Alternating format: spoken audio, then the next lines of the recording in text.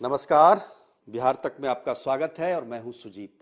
विधानसभा के चुनाव में जिन राज्यों में कांग्रेस की हार हुई है उससे सबसे ज़्यादा सुकून में कौन होगा? देखिए, सुकून में आप कहेंगे बीजेपी तो खुश है, तो जश्न मना रही है। सुकून में वही लोग होते हैं जो साथ में होते हैं, जिनके साथ चलना होता है।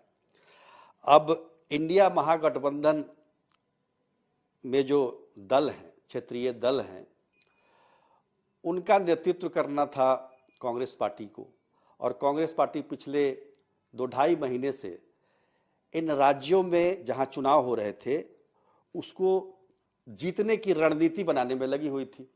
लेकिन नतीजा क्या आया? नतीजा में करारी शिकस्त मिली। अब इंडिया गठबंधन के जो दल हैं उनको कांग्रेस पर निशाना साधने का मौका मिल गया, क्योंकि कांग्रेस लगातार पिछले 2-2.5 महीनों से केवल और केवल उन राज्यों पर फोकस कर रही थी जहां पर विधानसभा के चुनाव हो रहे थे। और उसे लगता था कि इस चुनाव में अगर उसे सफलता मिल गई तो वो 2024 के लोकसभा चुनाव में इंडिया गठबंधन की तरफ से एक बड़े आधार के साथ सभी क्षेत्रीय दलों को साथ लेकर वो फतह कर लेगी। लेकिन हुआ उसके उल्टा। कांग्रेस को जो लगता था कि अगर वो राजस्थान, छत्तीसगढ़ और मध्य प्रदेश को भी जीत लेती है साथ साथ, तो उनका स्टेक काफ़ी बढ़ जाएगा इंडिया गठबंधन में और क्षेत्रीय दलों को वो चुप कराने में कामयाब रहेंगे, कम सीट देकर भी। पर नतीजा जो आया है उससे भले ही कांग्रेस को बेहद निराशा हुई, लेकिन उनके साथ के जो दल हैं उनको अंदर ही अंदर सुकून मिला है, उनको अंदर ही अंदर खुशी मिली। हालांकि वो जाहिर नहीं कर पा रहे हैं, लेकिन अब यह है कि आ गया ऊंट पहाड़ के नीचे। अब कांग्रेस पार्टी को ये जो दल हैं, क्षेत्रीय दल, अपनी शर्तों पर अब इनके साथ गठबंधन करेंगे कि भाई हम इतना सीट पर ही लड़ेंगे, क्योंकि आपका कोई आधार यहाँ पर नहीं है। देखिए, जिन जिन राज्यों में चुनाव हुए हैं वहाँ पर सीधा मुकाबला बीजेपी और कांग्रेस का था, उसमें क्षेत्रीय दलों का कोई योगदान नहीं था। चाहे वो राजस्थान हो, चाहे वो छत्तीसगढ़ हो, चाहे वो मध्य प्रदेश हो। लेकिन बाकी जगह जो है, जैसे कि बंगाल, बिहार, उत्तर प्रदेश, यहाँ क्षेत्रीय दल मजबूत हैं। तो उनको अंदर अंदर खुशी हो रही है कि अब कांग्रेस को हमारी शर्तों पर ही आना पड़ेगा गठबंधन में और जितना सीट देंगे उसको मानना पड़ेगा। कि उससे पहले अगर चले जाइए तो कर्नाटक और हिमाचल प्रदेश का चुनाव जीतकर कांग्रेस के हौसले काफ़ी बुलंद थे। और यही वजह है कि आप देखेंगे कि जब विपक्षी दलों की एकता की शुरुआत की बिहार के मुख्यमंत्री नीतीश कुमार ने 23 जून 2023 को, और एक छत के नीचे 15 दलों को एक साथ बैठाया, जो कि पहली बार ऐसा हुआ।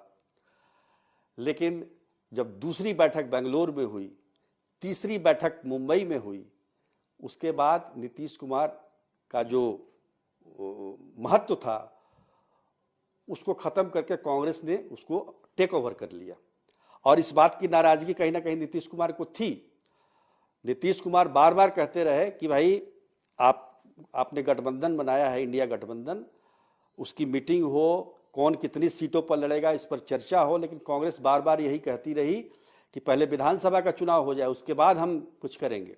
अब लीजिए, अब विधानसभा के चुनाव हो गए, अब रिजल्ट तो ऐसा आ गया, तो इसमें कांग्रेस फंस गई है कुल मिलाकर देखा जाए तो। और यही कारण है कि जेडीयू की तरफ से जो नेता हैं लगातार कांग्रेस पर हमले कर रहे हैं, समाजवादी पार्टी की तरफ से भी हमले हो रहे हैं, और भी दल हमले करेंगे। हालांकि वो गठबंधन में हैं, उनके पास और कोई चारा भी नहीं है, क्योंकि अगर वो सब मिलजुल कर अगर नरेंद्र मोदी को लोकसभा के चुनाव में पटकनी नहीं देते हैं तो इनकी गर्दन फंस जाएगी। सबसे बड़ी बात तो ये है। तो डू एंड डाई का ये मौका भी है, लेकिन इसमें अपना ईगो भी शांत करना है। सबके अपने अपने ईगो हैं कि भाई हम इतने ताकतवर हैं, हम उतने ताकतवर हैं। अब देखिए, इन भले ही जेडीयू की तरफ से ये कहा जाए कि हमने मध्य प्रदेश में जो उम्मीदवार उतारा है वो कांग्रेस के को कान में खटखटाने के लिए कि भाई देखो, अगर तुम नहीं बातचीत करोगे तो हम उतार देंगे कांग्रेस। लेकिन जेडीयू को ये कदम नहीं उठाना चाहिए था, क्योंकि जेडीयू ने इस महागठबंधन की शुरुआत की थी। आज आपने मध्य प्रदेश में 6-7 उम्मीदवार अपने उतार दिए, उससे क्या फर्क पड़ा? कुल मिलाकर 6-7 उम्मीदवार मिलकर आपको 1662 वोट लेकर आए। वो 1662, नोटा से भी कम होगा। वो सबसे ज्यादा वोट लाने वाला उम्मीदवार 713 और सबसे कम 48। इससे ज्यादा, इससे तो कई गुना ज्यादा लोग नोटा को वोट दे देते हैं। तो ये दिखार होने की जरूरत नहीं थी वहां पर जेडीयू को।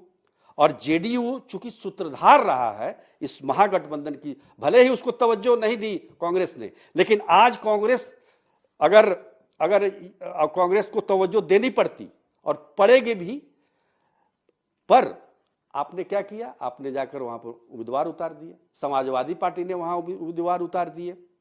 फिर आप कैसे कह रहे हैं कि कांग्रेस ने हमारे साथ ठीक नहीं किया विधानसभा के चुनाव में? खैर, अभी भी समय है। अब देखिए, लोकसभा के चुनाव में ये इसको माना जा रहा था सेमीफाइनल है, ये अब फाइनल आने वाला है। अब फाइनल आने वाला है तो उसकी तैयारी भी कर लीजिए भाई। कई बार ऐसा भी होता है कि जैसे भारतीय टीम वर्ल्ड कप में सारे मैच जीत गई और फाइनल ही हार गई, तो उस पर भी ध्यान देने की जरूरत है। तो आशा निराशा बनी रहती है। आप अगर अपने ईगो को शांत करके बलिदान देने की प्रवृत्ति रखते हुए अगर बातचीत करते हैं तो हो सकता है कि इससे बेहतर रिजल्ट सामने आए। अब 6 तारीख को बैठक है इंडिया महागठबंधन की। आप सोचिए कितने महीनों के बाद ये बैठक हो रही है। तो सवाल ये है कि इतने महीनों के बाद आप बैठक करेंगे, अभी फिर से शुरुआत होगी। अब कई इसमें अलग अलग दलों के अलग अलग राग होंगे। अब टीएमसी कह रही है कि हमको सूचना ही नहीं है इस बैठक के बारे में। तो सोच लीजिए क्या होगा आगे इस पे।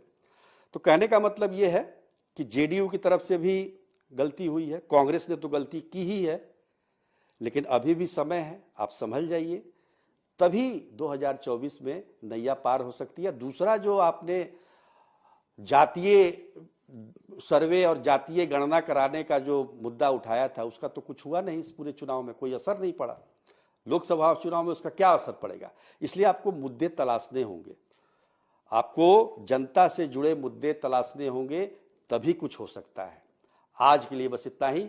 तब तक के लिए नमस्कार।